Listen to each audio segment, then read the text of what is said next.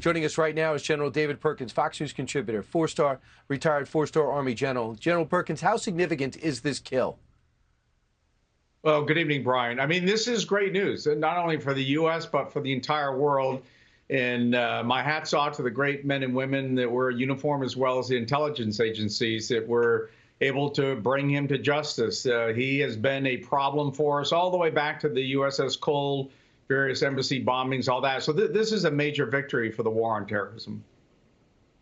No doubt about it. He was the right-hand man, an inspirational and deep thinker alongside bin Laden for years. In fact, he was in and arrested after the Anwar Sadat assassination. That's how long he's been at it. But al-Zawahiri, the fact that he was living in a residential neighborhood in Kabul, out in the open, and that they've been eyeing him for months, what does that tell you about the comfort he felt in Afghanistan's capital to make you understand the role that al-Qaeda has with that new government?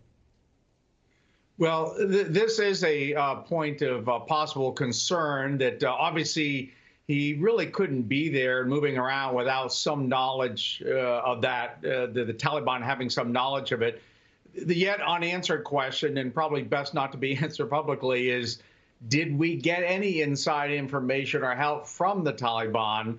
That's the unknown part right now, and probably best maybe if it publicly is not known. But that is the problem with, this transnational terrorism, is it to be successful, it requires some safe haven, some area of support from some national capability. And that's always the challenge that we have globally.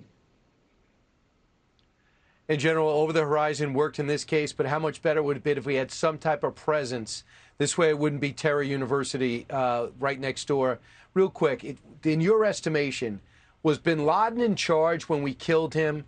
And was Zawahiri in charge of al-Qaeda when we killed him?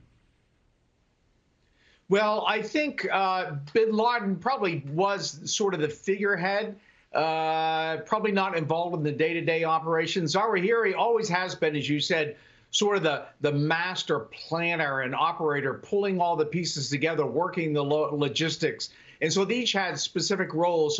So him leaving the scene, both as the designated leader and really follower of bin Laden, as well as the key operator over decades, is a major hit to al-Qaeda. Hey, General, always great to catch up with you. Thanks so much for joining us tonight. Appreciate it. We were going to talk China, but this breaking news you're able to ride with because you lived it for the last 20 years. Thanks. Hey, Sean Hannity here. Hey, click here to subscribe to Fox News YouTube page and catch our hottest interviews and most compelling analysis. You will not get it anywhere else.